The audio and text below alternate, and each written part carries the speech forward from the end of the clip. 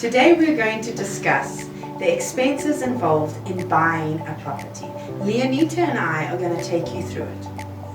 These are what we call transfer costs, and they include conveyancing fees, stamp duty, deeds office registration fees, etc. We'll see you after the break. House of Stone, your property, our priority. Takavimbika, Sitembegile.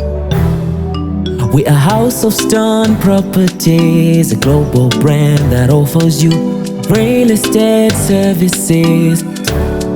Oh yeah, and to provide convenience to tenants.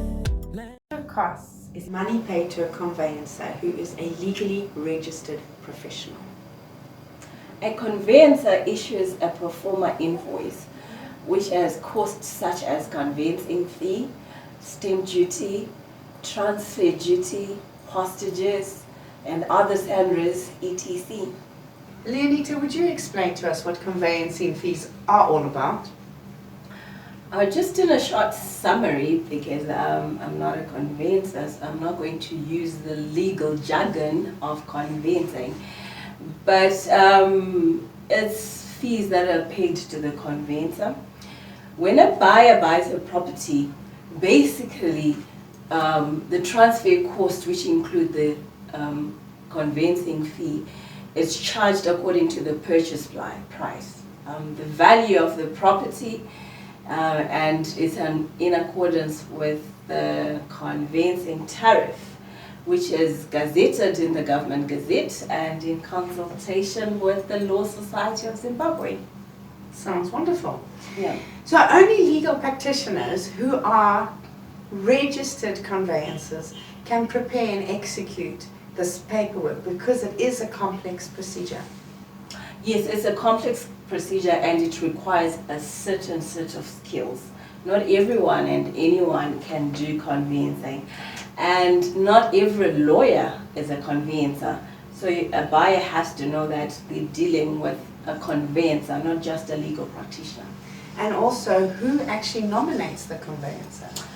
The conveyancer is nominated by the seller, but it is also the ethical duty of the conveyancer to act in the best interest of the buyer. Stamp duty. This is a tax levied on a property, a movable property, including single property purchase. It is calculated on the value of the purchase price in terms of the Finance Act and levied on progressive rates. And the amount paid depends on the value of the property. Yes, the higher the purchase price, the higher the stamp duty. And payable in the currency of the transaction. Yes, Liane. You know, if you pay in RTGS, you pay your stamp duty in RTGS. If you pay in United States dollars, you pay your stamp duty in United States dollars. Now, are there any exemptions? Yes, we've got like a divorce order, An inheritance, and we've got a charitable and ecclesiastical and educational body, which is recognized by the government as a public body and approved by the minister. Moving on, Liane, we're discussing the last point, which is the registration fee. Registration fees are like administration fees, which are paid at the deeds office.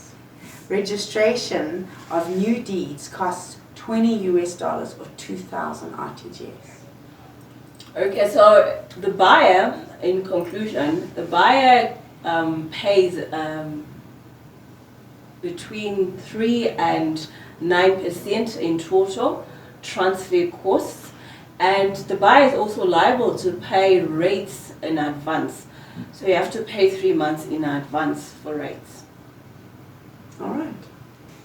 So Leonita, to conclude on this video, do you have any tips for buyers? Yes, just one tip for the buyer. Like we said, the transfer costs amount to about 9%. So it's always prudent to put aside money for transfer costs. And especially for those that are getting mortgages, we've had a number of issues where buyers have come to us saying, oh, I've got a mortgage bond of 2 million and they use the whole 2 million and they don't have money for transfer costs.